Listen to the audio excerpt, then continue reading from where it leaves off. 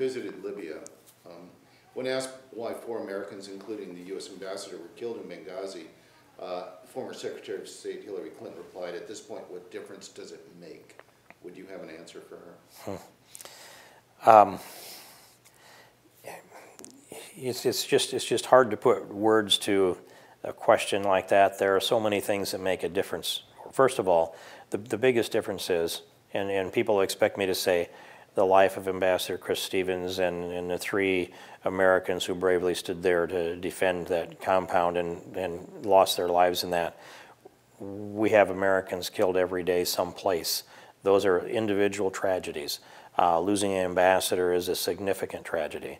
But the biggest tragedy of this is this administration came forward within days and began to misinform the American people on what took place in Benghazi. And that's a tragedy. It's a tragedy when the integrity of the presidency and the administration of President Obama or any president of the United States can be sacrificed for a political agenda. And I would take this back again to Secretary Gates's book, since it's just on my mind, and I have not read through all of those hundreds of pages.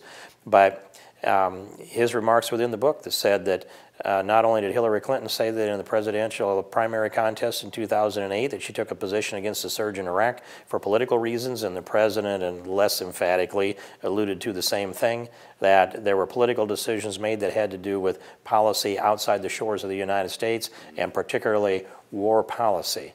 If political decisions are made on war policy in Iraq when you're campaigning for office, and if political decisions were part of the decision on whether there'd be a surge in Afghanistan, that's also part of Secretary Gates's book. Those 2 things all but confirm that the story that the administration promoted coming out of Benghazi was a political story designed to cover, because they were now in the peak of an election. And so the reason it makes a difference, Hillary Clinton, is because this administration lied to the American people. Her voice was one of those voices that lied to the American people. Hillary Clinton and others came to Congress within a week of Benghazi. They held a classified briefing for us. Now, I can't tell you what was said. I will just tell you that the administration's officials told the same lies to the members of Congress in a classified setting that they told the public 5 times on Sunday. We know that's false. And on top of that, we know they knew it was false. And they knew within 3 hours, that it was a calculated, strategized attack by an organized enemy on that compound and that annex in Benghazi. They should have told the American people the straight up truth as soon as they knew it, and they didn't, and they continue to cover up Benghazi. And the only reason that they've been allowed to get that done is, one, a media that's for a large part complicit, but this Congress, the House of Representatives, hasn't acted in the way that we should have. It was clear to me from the beginning that we needed a special select committee to bring in all the information for Benghazi. I went to the respective chairs. We have 5 chairs with jurisdiction over this.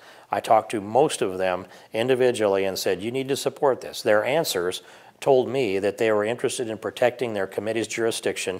They wanted to have a role in this. And I said to them, we can have the Select Committee on Intel can do their work. Most of it you'll do behind closed doors. There won't be any press coverage of that. Even if you get everything drawn out in a classified setting, even if you actually get down to the truth, you can't succeed, because you have to have an open process so that the press reports it. And if you come out with a report and it's an instantaneous shocker, the American people can't absorb it. They need to absorb it as you learn it. That's just one committee. That's Select Committee on Intelligence. Then you can go on through the others. Foreign Affairs Committee, Judiciary's got some, not in a large way, but we've got some. And then Armed Services has got some jurisdiction. I'm probably forgetting somebody, but I know there are 5 committees. ISIS committee, ISIS himself has said and he'd be okay oversight with the Select Committee. Do you have any notion as to why Speaker Boehner has not convened them? Probably he's talking to the committee chairs more than he's talking to rank and file members of Congress. And once he takes a position, it's hard to come off of that position. He took a position early. I regret that.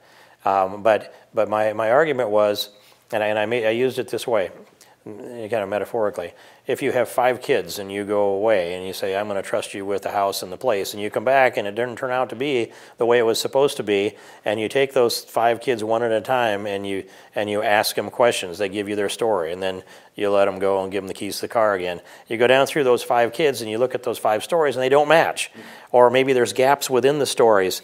You cannot get the answer to that till you put everybody in the same room and put them under oath. That's what we needed to do, and we still need to do it. What makes you so certain that Hillary Clinton lied? Because I heard her with my own ears. And it conflicts with what else that you know? The facts. Is that what the people in Benghazi, I mean in Libya that you spoke with, are they of the same mind? Well, it depends on who you're talking to. You know, we have an excellent ambassador in Libya. Ambassador Jones is terrific. She's in a very dangerous place, and she has a very difficult task.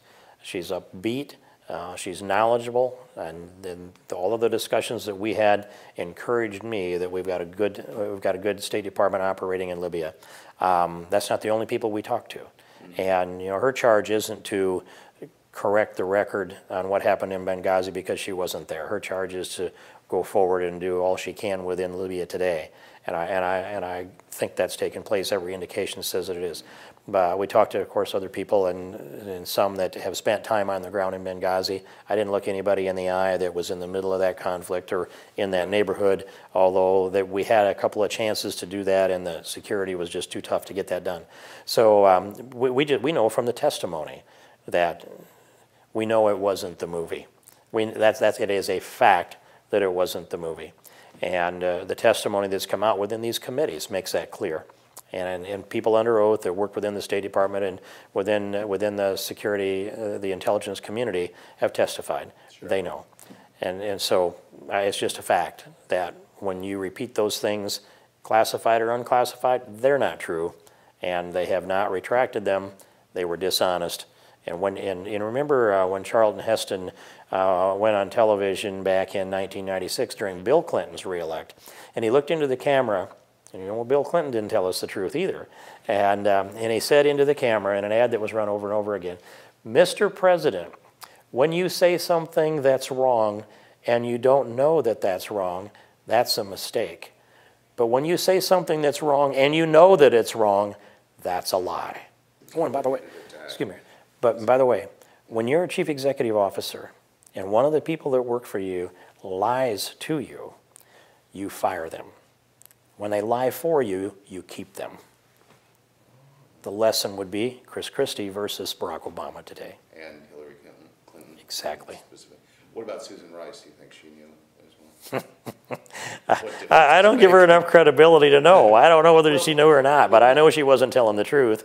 But I don't know whether it was a mistake for her or whether it was an out-and-out lie. If she accepted that and went out on the hustle, you know, people hand me talking points on a regular basis in this town. I know how this works. And here they are. Here's your talking points. Go out and say that. Nobody got by with marching me in front of a camera to repeat talking points unless I knew the foundation for that. And our people in here could tell you that. I want to know the facts first, and if the talking points match the facts, I can go out and talk about some talking points. But if Susan Rice took talking points and that's all that she knew, she doesn't have any business doing what she does today. You've got to be smarter than that.